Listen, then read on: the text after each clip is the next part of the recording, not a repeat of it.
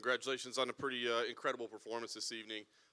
First off, I'm sure you thought about this moment and had plans, but never in your mind could it have gone any better than it did tonight? I couldn't have written it up any better. I mean, it went really, really smooth.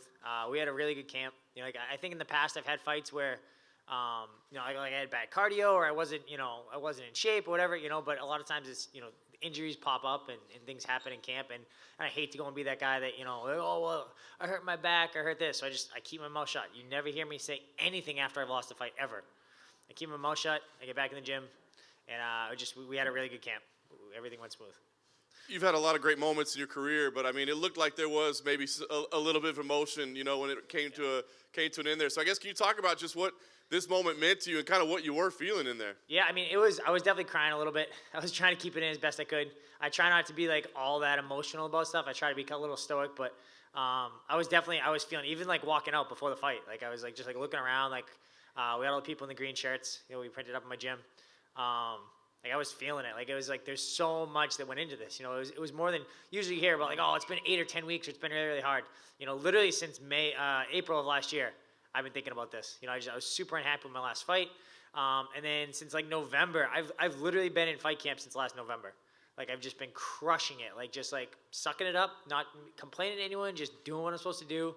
Just, silently going and just torturing myself, just getting ready. And then it finally was here. So it was nice that it went so smooth. And leading up to it, you're kind of non-committal on what your future would be. It sounded like in the immediate aftermath, you're still kind of non-committal about what your future will be. So I guess, how do you evaluate that? How do you make the decision? Is there a timeline? How do you decide if that was it or not?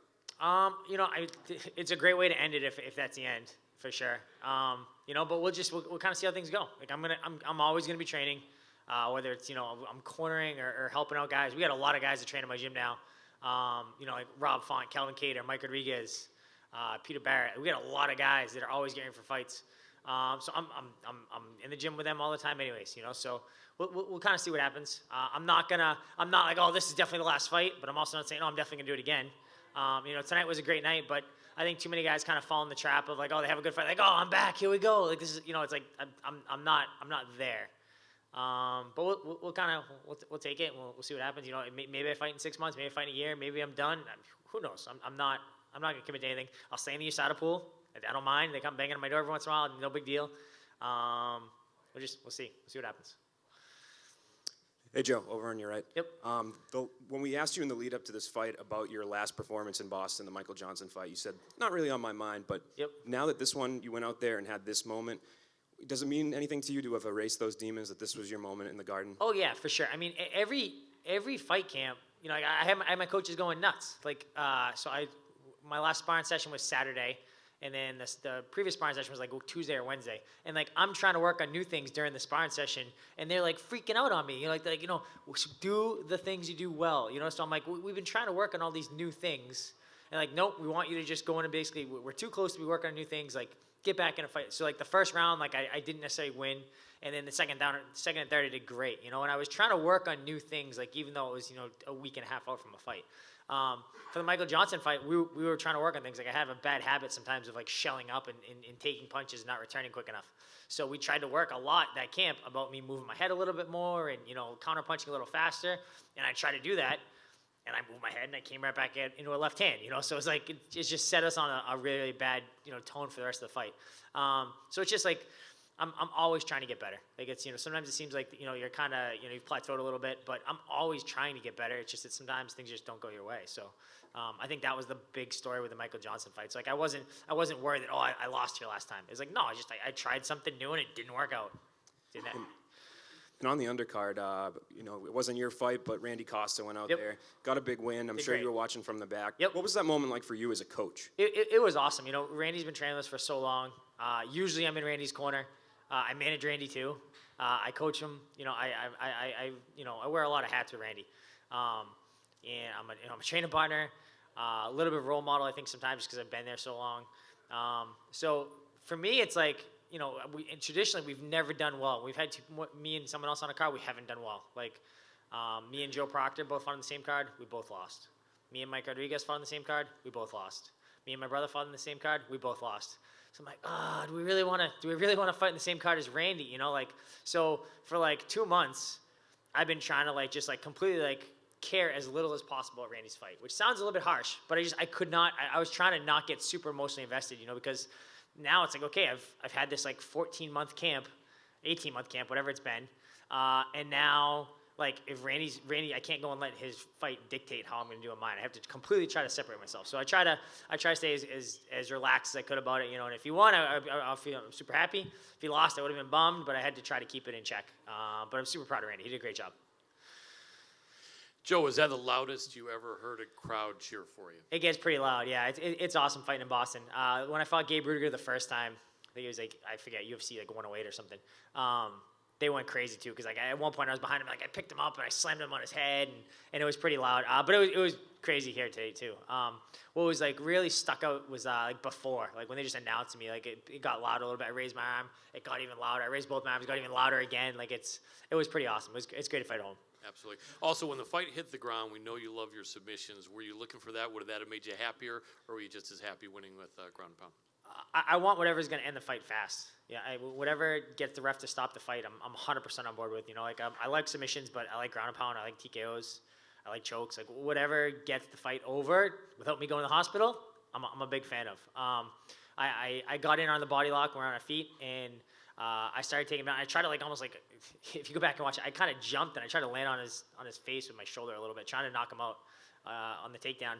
And but then I landed him out, and he turned and like made like it was a good attempt, but I was ahead of him just a little bit, and I kind of forced him kind of on his belly a little bit. I had his arm stuck, and I could just hear my corner. Joe Pomfret's like my coach. He's my partner at my gym, and his big advice is always don't lose position. It's you don't ever want, if you get in a good spot, you want to lean on people there. You don't want to like let them off. You don't want to let them off. So like don't lose position. So the entire corner just screaming, don't lose position. So I just stayed there and I started hitting him a couple shots, and he just made it worse and worse on himself. It's kind of a strange position, but I think you did the right thing, because if he would have turned, you would have had a rear naked choke, I imagine. Was what yeah, I don't know if I would have got a rear naked choke, but he was definitely stuck. He was stuck. I was on Reddit like last week, and I was watching someone post like a Ben Askren video of like he fought someone in the UFC, like some Russian, and he kind of got a similar position, and he kind of circled around to the back and just like was torturing the guy. So when I got in the position, I'm like, oh, this is kind of like that Ben Askren thing. So I just hung there. He just kept good jiu-jitsu. Joe, all week long I spoke to all the fighters in New England, and I asked them the same question: what does Joe Lauzon mean to them? And every one of them couldn't praise you more. What does that mean to you to have that kind of respect from all your peers? It's great. I try to always do things the right way. That's like a big thing my dad always, talked about. And like sometimes it like seems like I'm like, why are you spending so much time doing this thing that doesn't make any difference? It's something that's inconsequential. But I was like, you never know when it's gonna matter. And we've kind of tried to do that like all the way since I was like started doing jiu-jitsu. I try to, I'm always trying to be friendly with everyone. I try to always help everyone out. Always, try to, help out everyone any possible way I can. I try to just, be that guy that, I'm not trying to make enemies. I'm trying to just help out everyone. And I want to see everyone do well. All of our guys, that anyone that trains with us, I want to see them do well. Like, even if they're not my guy, they train with us once in a while, whatever. I want to see them do well. Anyone in this area, I want them to do well. And I'm not looking for anything. I think a lot of times people are like, oh, like I'm going to help you out, but you're going to do something for me. And like, I don't want that. I literally want them just to do well. And by them doing well, they're gonna, I don't need to ask them to pay anything back. They're just gonna continue to help out everyone else. And I think it's just a good culture. I think it's just like a good kind of one hand washing the other. And it just, I love to help out all of our guys we can help. And I think they're trying to pay it back a little bit. It's just really good group. You went against a guy with nowhere near the amount of experience you have, the accomplishments you have in your hometown. But earlier this week, you spoke about how many people are doubting you. You even closed at almost a 2-1 underdog. What would you say to those doubters now that you show that, man, you still got it? I understand exactly where they're coming from. Like, I'm not like, oh, like, screw you or whatever. Like, I understand exactly what it is. I'm 35 years old. I've had a lot of fights in the UFC. Today was 27. Like, I've been doing this. I've been in the UFC since 2006. I've been around for a long time. I've had a lot of really quick fights like tonight where I've done well. I've had a lot of really long fights where I did not end up so well. I ended up in the hospital and everything else. So I understand exactly what they're saying. But I don't feel old. I mean, if you saw me in the gym, like I do great. We get all kinds of guys. Like I did my last sparring session with Rob Font, who's, top 7 or top 8 or something like that. One of the best in the world. Doing great. I did fine. I'm a little bit bigger than Rob, but very good competitive rounds. Like I feel good. I don't feel old. I don't feel used up too much. But I'm also I'm realistic about the fact that, like, there's an end to this. Father time catch up to everyone. Like I'm not a spring chicken anymore. So I don't feel like I have to like throw it in their face. Like, I told you. Feels good, I guess, a little bit to have a good fight, but it doesn't matter. I'm okay with it. I understand. Dovetailing on a couple of the just recent questions. Yep. Early before you got the takedown, you were sitting in the pocket exchanging pretty heavy for a second, Yep. a couple times. You did get tagged a few times. Do you think that time off really helped maybe your chin heal a bit because you had been in some wars, the Johnson fight, for example? So I've never really felt like I had that bad of a chin until the Clay Guida fight. I fought Clay Guida, and he hit me like one time, and I think at first I didn't know, like, it was like, oh, is this the end? He hit me, and I heard, like, you always hear people hear like ringing in their ears, and I always thought like, it would be like a dull ring. It sounded like someone was slamming pots and pans like as loud as they could, like right in both my ears when I fought Clay, and he hit me with like a huge shot. Hit me like right behind the ear and hit me with a huge uppercut. So I was wondering, I'm like, oh, is this it? Every time I get hit, is it gonna be like this? And then when I fought Grutzmacher, my last fight, he hit me a bunch of times, and honestly, I felt better about it after the fact. Like I got cut up pretty bad with a lot of elbows and a lot of little short, choppy shots, but I got tagged a few times, and I didn't go down right away. So I felt pretty good about it. I mean, I think having a little bit of time off, certainly helped. I don't think it hurt, but I never thought I had a bad chin per se. I've been hit pretty freaking hard, and I haven't gone down too much. And on the latter side, you said you've been doing wearing a lot of hats, doing a lot of coaching Yep. for everybody. You're one of the OG gamers of mixed martial arts. Do you Yep. still find rooms for gaming? I've been playing a lot of Borderlands the last month. I felt like for I don't know, maybe like the 2 or 3 months prior, I hadn't like touched my Xbox. Like I hadn't been doing anything. But in the last month or so, just trying to just kind of relax and decompress a little bit. Like it's hard sometimes because you're so focused on like one fight or like one date. Like it's one thing. It's like you kind of need something to kind of de-stress a little bit and just get your mind off of it. Because otherwise, my mind is just racing 24/7. Like the second I wake up, I'm thinking about the fight. Until I go to bed, I'm thinking about the fight. Like so sometimes it's nice to kind of be able to just turn your brain off a little bit. But I'm playing a little Borderlands. It's been fun. Hey Joe, I actually watched your fight with Tateki Matsuda in the stands because we wanted to make sure we felt the crowd Nice. for you. Yeah, it was Love awesome. Tateki. Yeah, but the kid in front of us turned around and he said, "I'm sorry, you guys. I'm standing the whole fight. I drove 1,500 miles from Missouri to see Joe Lauzon fight." That's awesome. What does that mean to you to have that kind of impact on people as a kid? That you said at media day that you treat every fight as if it's your last, even your first UFC fight. It's awesome. Like we have such awesome fans. So many people are crazy. I'm really fortunate. Like, I was talking before about, all these different people that train with us on Saturdays.